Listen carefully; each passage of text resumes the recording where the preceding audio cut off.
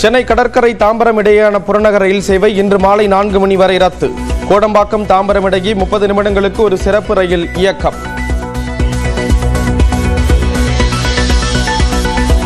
₹72 கோடி மதிப்பீட்டில் 9 மாவட்டங்களில் தோடி விடுதிகள் கட்டப்படும் என முதலமைச்சர் மு க ஸ்டாலின் அறிவிப்பு. மகளிருக்கான பிங்க் ஆட்டோ திட்டத்தையும் தொடங்கி வைத்தார். எந்த கட்சியுடனும் கூட்டணி வைக்க அதிமுக தவம் இருந்தது இல்லை. நியூஸ் 18 தமிழ்நாடுக்கு எதிர்க்கட்சித் தலைவர் எடப்பாடி பழனிசாமி பிரத்யேக பேட்டி. அதிமுக பொறுத்த வரைக்கும் பலமுருந்திய கட்சி. தோற்றுவித்ததிலிருந்து இன்று வரை எந்த கட்சியோட கூட்டணி வச்சாலும் தவம் கிடந்த சரித்திரம் கிடையாது. பாஜகவுடன் கூட்டணி அமைக்க தவம் இருக்கிறார்கள் என அதிமுகவை கூறவில்லை. பாஜக மாநில தலைவர் அண்ணாமலை விளக்கம். எடப்பாடி என்ன தெளிவா சொல்லியிருக்காருல்ல, நானும் தெளிவா சொன்ன இடத்துல ஏடிஎம்கே என்ன குறிப்பிட்டேன்னா, நேத்து நான் பேசினதுல அதிமுக நான் குறிப்பிடல. பாரதிய ஜனதா கட்சியோட நிலையை பத்தி நான் குறிப்பிட்டிருக்கேன். ஏடிஎம்கே பத்தி அண்ணன் எடப்பாடி அவங்க பேசுறாங்க. பெண்களின் பாதுகாப்பை உறுதி செய்ய தமிழ்நாடு அரசு தவறிவிட்டதாக தவிக தலைவர் விஜய் குற்றச்சாட்டு. தமிழ்நாட்டில் பெண்களின் நிலையை மக்களிடம் சென்று விஜய் கேட்க வேண்டும் என அமைச்சர் கீதா ஜீவன் பதிலடி. தமிழ்நாட்டில் 2 நாட்களுக்கு 2 டிகிரி செல்சியஸ் வரை வெப்பம் அதிகரிக்கும் என வானிலை மையம் கணிப்பு. குமரி, நெல்லை, தென்காசி உள்ளிட்ட 12 மாவட்டங்களில் நாளை மறுதினம் கனமழை பெய்யும் என்றும் தகவல். ஜிஎஸ்டி வரி விரைவில் குறைக்கப்படும். மத்திய நிதியமைச்சர் நிர்மலா சீதாராமன் உறுதி.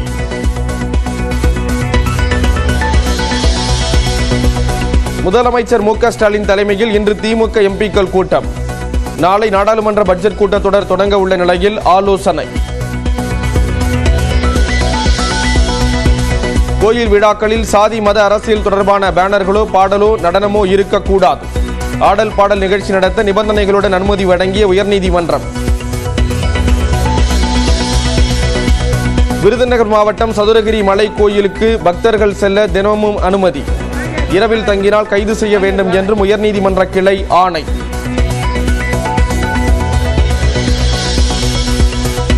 நிலவில் தண்ணீர் இருப்பதை உறுதி செய்த சந்திரயான் 3 விண்கலம் உறைபனி இருப்பதை கண்டுபிடித்துள்ளதாக இஸ்ரோ விஞ்ஞானிகள் தகவல். காங்கிரஸில் இருந்து கொண்டு பாஜகவுக்காக பணியாற்றும் நிர்வாகிகள் விரைவில் களை எடுக்கப்படுவர். குஜராத்தில் நடந்த கட்சி பொதுக்கூட்டத்தில் ராகுல் காந்தி உறுதி.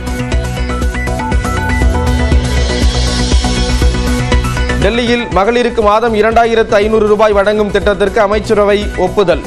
ஆண்டுக்கு ₹5100 கோடி ஒதுக்க முடிவு என முதலமைச்சர் ரேகா குப்தா தகவல். கர்நாடகாவில் இஸ்ரேல் நாட்டு சுற்றுலா பயணி உட்பட 2 பெண்கள் கூட்டு பாலியல் வன்கொடுமை செய்யப்பட்ட வழக்கில் 2 பேர் கைது.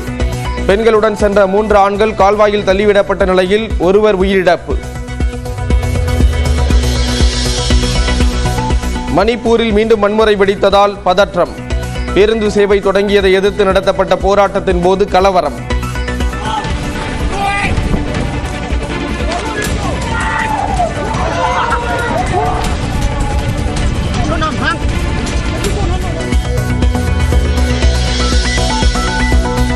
டிரம்பின் நடவடிக்கையால் அமெரிக்கா மீதான இறக்குமதி வரியை இந்தியா குறைக்கவில்லை. கடந்த கால ஒப்பந்தங்களின்படியே குறைக்கப்பட்டதாக மத்திய அரசு தரப்பில் விளக்கம். அர்ஜென்டினா நாட்டில் பெய்த 100 ஆண்டு காணாத மழையால் கடும் பாதிப்பு. ஒரு ஆண்டில் பெய்ய வேண்டிய மழை ஒரே நாளில் பெய்ததால் மிதக்கும் குடியிருப்புகள்.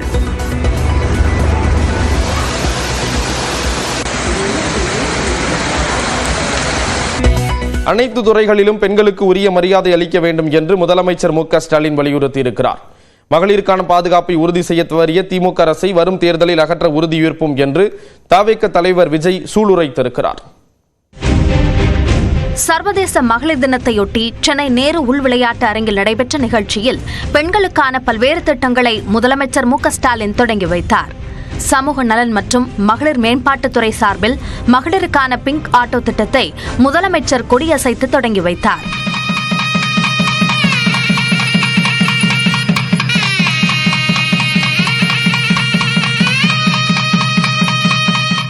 இந்த திட்டத்தின் கீழ் 100 மகளிருக்கு பிங்க் நிற ஆட்டோக்கள் வழங்கப்பட்டுள்ளன.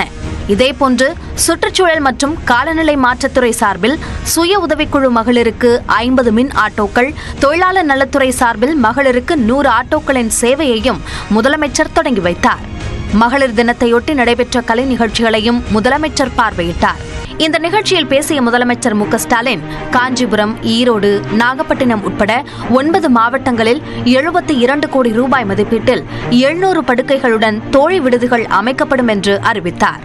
பெண்கள் நமக்காக தியாகம் செய்ய பிறக்கல, அவங்களும் நம்மை போலவே எல்லா உரிமையும் கொண்ட சக மனிதர்னு எண்ணமும் எல்லோருக்கும் தோன்றணும். அரசியல்ல வேலை பார்க்கிற இடத்துல எல்லா இடங்கள்லயும் உரிய மதிப்பும் மரியாதையும் பாதுகாப்பும் அவர்களுக்கு வழங்கணும். கேலி பேசுறதும் அவங்க வளர்ச்சியை கொச்சைப்படுத்துறதும் இருக்கவே கூடாது. அதுதான் உண்மையான சமுதாய சிந்தனை வளர்ச்சி. இதை எல்லோரும் கடைபிடிக்கணும். சென்னை ராயப்பேட்டையில் உள்ள அதிமுக தலைமை அலுவலகத்தில் மகளிர் தினம் விமர்சையாக கொண்டாடப்பட்டது. அக்கட்சியின் பொதுச் செயலாளர் எடப்பாடி பழனிசாமி பிரம்மாண்ட கேக் வெட்டி மகளிர் அணியினருக்கு வழங்கினார்.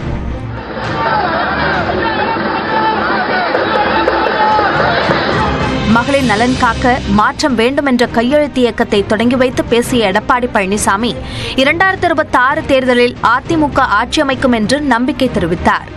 மீண்டும் 2026 பெண்களுடைய பேராதரோடு மீண்டும் தமிழகத்திலே அம்மாவுடைய அரசு அமையும்.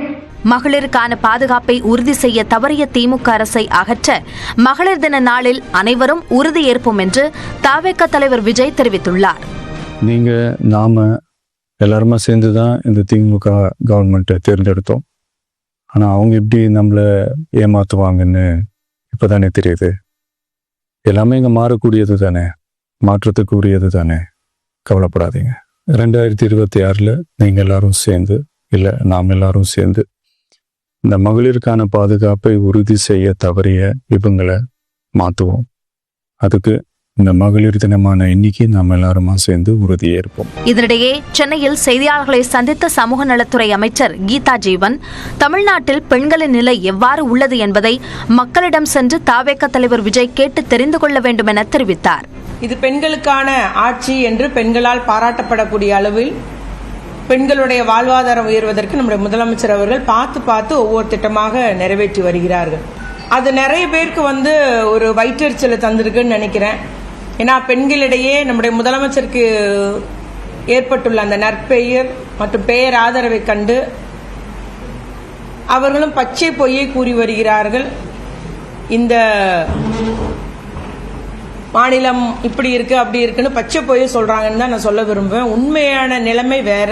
அவருக்கும் சேர்த்து தான் நான் இன்னைக்கு பேசியிருக்கிறேன். திட்டங்கள் எல்லாம் அவர் தெரிஞ்சுக்கணும், எப்படி இருக்குன்றத தெரிஞ்சுக்கணும், கிராஸ் ரூட் லெவல்ல போகணும், மக்கள்கிட்ட கேட்டு அறிய சொல்லுங்க, பெண்கள்கிட்ட பேச சொல்லுங்க, பெண்கள்கிட்ட இப்ப எப்படி நிலை இருக்குன்னு கேட்டு சொல்லுங்க.